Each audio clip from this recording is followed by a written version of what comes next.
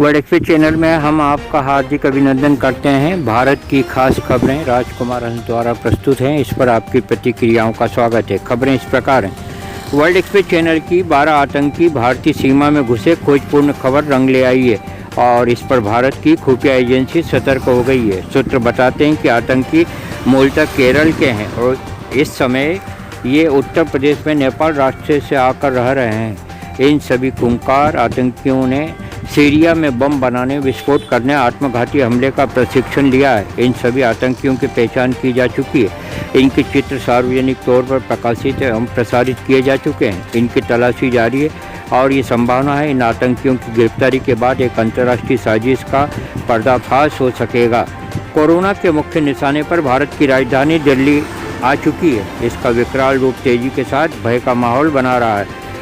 2 दिनों पूर्व केवल 24 घंटों में 108 लोगों की मौतों से हड़कंप मच गया। 3726 नए कोरोना संक्रमित मिलने से यह चर्चा तेजी से है कि कोरोना यहां और बढ़ेगा।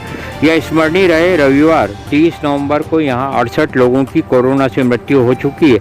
इसके एक दिन बाद यह नई संख्या 108 हो गई है। भारतीय जनता पार्टी की लोकप्रिय नेत्री किरण माहेश्वरी का कोरोना संक्रमित होने के बाद दुखद निधन हो गया।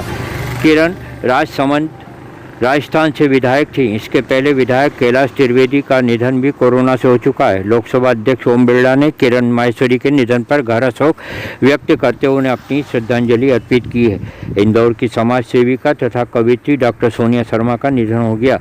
सोनिया वृद्धाश्रम का संचालन कर रही थीं।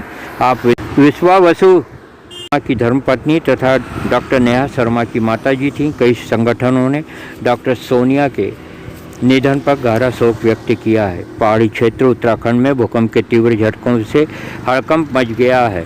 भूकंप का मुख्य केंद्र देहरादून से लगभग 200 किलोमीटर दूर पश्चिम में बताया गया। भूकंप के झटकों को उत्तराखंड के हवाला उत्तर प्रदेश, बिहार के कई इलाकों में महसूस किया गया।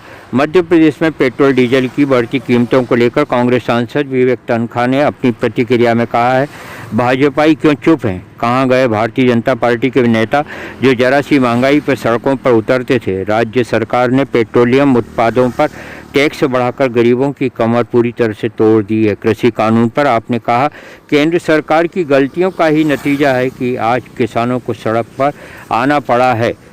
ख्रिस्त राजा के त्यौहार पर आयोजित पवित्र मिस्सा में इंदौर धर्म प्रांत के धर्माध्यक्ष डॉक्टर चाको ने अपना प्रेरक प्रवचन दिया और कहा, जब यीशु को पिता लूस ने मृत्युदंड की आज्ञा दी तो उसने यीशु से पूछा, क्या तुम राजा हो?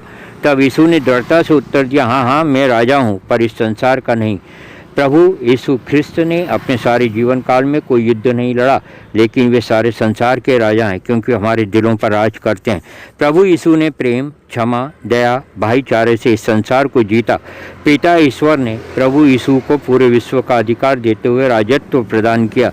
बिशप चाको ने अपने प्रेरक प्रवचन में आगे कहा कि हम सब उसकी प्रजा होकर उनकी शिक्षा पर चलते हैं। हम विश्वास करते हैं कि ईश्वर हमें सब प्रकार की विपत्तियों, महामारी से अवश्य मुक्ति दिलवाएंगे। ईश्वर सभी स्वास्थ्य सेवकों को कोरोना बीमारी में सेवा कार्य के लिए धैर्य और शक्ति प्रदान करें कि वे सभी अपनी सेवा में बने रहें। क्रिश्चियन मीडिया फोरम के BA अलवारी डॉक्टर जॉन पॉल ने वर्ल्ड मीडिया को बताया, 9 कैथोलिक गिरजाघरों में कोविड नियमों के तहत त्यौहार मनाया गया। फादर आनंद ने बताया, गिरजाघरों में कोरोना के मरीजों एवं इससे पीड़ितों के लिए प्रार्थना की गई। कांग्रेस के वरिष्ठ नेता गुलाम नबी आज़ाद का एक बयान अभी भी चर्चा में है। इसमें उन्होंने कहा है कि मैं हार के लिए नेतृत्व को जिम्मेदार नहीं मानता हूँ।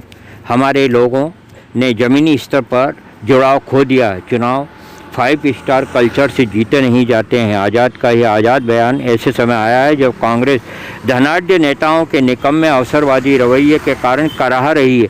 उसके पास मुद्दे तो हैं लेकिन उन्हें उठाने की रणनीति नहीं है। ज़मीनी कार्यकर्ताओं का सम्मान नहीं है। यही कारण है कांग्रेस के पास ऐसा कोई दमदार नेता नहीं है जिसकी आवाज़ और नाम पर चुनाव जीता जा सके। ये विडंबना है। नेताजी सुभाष चंद्र बोस, महात्मा गांधी, पंडित जवाहरलाल नेहरू, इंदिरा गांधी, राजीव गांधी के बाद कलह में उलझी कांग्रेस पंख विहीन हो चुकी है। कांग्रेस में रत्न बहुत हैं, लेकिन उनकी कीमत करने वाले नहीं रहे हैं। चापलूसी, धनबल, बाहुबल के बल पर चल रहा पट्टावाद कांग्रेस को पांव पांव कर चुका है। अभी भी समय है। सोनिया गांधी देश के बुद्धिजीवियों, रचनाकारों को एक जाजम पर इकट्ठा करके कांग्रेस को संजीवनी दे सकती हैं। लाख बार नरेंद्र मोदी कहें हम देश को कांग्रेस मुक्त करेंगे, इसमें भी थोड़े सफल हो गए। चरम सत्य यह है कि कांग्रेस का होना जरूरी है। विपक्ष के मजबूत रहने से प्रजातंत्र की पवित्रता कायम रहेगी। कांग्रेस बचेगी तो यह देश बचेगा। अब सभी को उम्मीद है सोनिया गांधी से। अब कब सोनिया कांग्रेस को मजबूत बनाने की रचनात्मक पहल करती हैं, इसका सभी को इंतजार है। जय भारत।